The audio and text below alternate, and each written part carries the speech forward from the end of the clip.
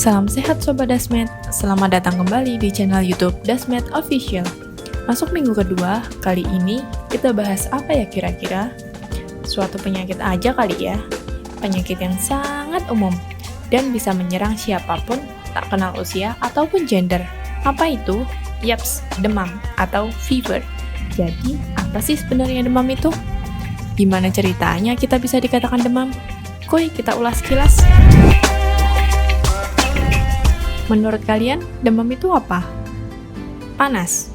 Ya nggak salah juga, tapi kenapa sih kita bisa dikatakan demam? Kayaknya semua orang pasti pernah mengalami demam ya. Jadi, demam itu adalah kondisi mekanisme pertahanan tubuh dalam melawan infeksi, seperti virus flu atau infeksi bakteri radang tenggorokan, atau peradangan yang terjadi pada cedera atau karena penyakit. Dengan meningkatnya suhu tubuh di atas rata-rata lebih dari 30 derajat Celcius, itu merupakan gejala dari penyakit yang mendasari. Beberapa hal yang menyebabkan demam diantaranya infeksi seperti flu, sakit tenggorokan, cacar air atau pneumonia, saluran pencernaan, paru-paru, efek samping dari beberapa obat seperti antibiotik, narkotik, antihistamin, paparan sinar matahari berlebih, keracunan makanan, tumbuh gigi pada bayi dan anak-anak, efek imunisasi pada anak. Dan juga ada loh faktor lain seperti siklus menstruasi pada wanita. Pada tahap kedua dari siklusnya, suhu tubuh wanita bisa naik 1 derajat atau lebih. Kedua, aktivitas fisik, emosi kuat, suhu ruangan terlalu tinggi, dan kelembapan tinggi juga dapat meningkatkan suhu tubuh. Gejala demam umumnya seperti nyeri kepala, keringat dingin, menggigil, batuk, radang tenggorokan, diare, muntah, dan nafsu makan turun. Namun, perlu diwaspadai ketika demam timbul disertai bercak kemerahan pada kulit, sesak nafas, kejang, dan demam lebih dari 7 hari. Suhu tubuh umumnya diukur melalui telinga, ketiak, dan dahi, tapi ketiganya kurang akurat. Mulut dan rektal dinilai lebih akurat. Hasil yang didapat bervariasi, tergantung dari lokasi pengukuran suhu. Seseorang dikatakan demam jika suhu di mulut lebih dari 37,7 derajat Celcius, suhu di rektum lebih dari 37,5 sampai 38 derajat Celcius, suhu di bawah lengan atau di dalam telinga lebih dari 37,2 derajat Celcius. Setidaknya ada 5 jenis termometer yang biasa digunakan dari masa ke masa untuk mendeteksi suhu tubuh. Mulai dari termometer raksa.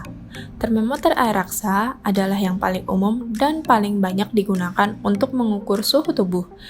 Kedua, termometer digital. Termometer digital terbuat dari bahan plastik dan berbentuk seperti pensil. Biasanya, termometer ini menggunakan sensor panas elektronik untuk merekam suhu tubuh baik melalui mulut, ketiak, atau dubur. Biarkan 2-4 menit sampai termometer berbunyi dan muncul angka akhirnya. Termometer digital yang digunakan untuk mengukur suhu melalui dubur umumnya lebih elastis. 3. Termometer digital telinga. Termometer digital telinga atau termometer timpani merupakan termometer yang memanfaatkan sinar inframerah untuk mengukur suhu di dalam liang telinga, tepatnya di genang telinga atau membran timpani. 4. Termometer digital. Termometer digital memiliki bentuk yang mirip dot atau empeng, sehingga cocok digunakan anak-anak yang masih memakai dot. Kelima, termometer dahi. Termometer ini menggunakan inframerah untuk mengukur suhu pada area dahi dan arteri temporal di pelipis. Untuk mendapatkan hasil pengukuran suhu tubuh yang akurat, sebaiknya menunggu paling sedikit 20-30 menit setelah merokok, makan atau konsumsi minuman panas atau dingin, dan paling tidak 1 jam setelah berolahraga atau mandi air panas. Beberapa tips supaya kita tidak mudah terserang demam, diantaranya 1. Mencuci tangan sebelum dan sesudah makan. 2. Mencuci tangan dengan benar menggunakan sabun dan air mengalir. 3. Selalu bawa tisu basah atau hand sanitizer saat bepergian. 4. Hindari menyentuh hidung, mulut, atau mata, khususnya ketika sedang batuk, pilek. 5. Tutupi mulut ketika batuk. dan hidung ketika bersin. 6. Gunakan masker ketika batuk dan pilek agar tidak menularkan orang lain. Mungkin itu beberapa ulasan mengenai demam. Semoga bisa bermanfaat untuk kita semua. Jangan lupa subscribe untuk terus update info kesehatan lainnya dari kami ya. Salam sehat Sobat Dasmed, see you next time.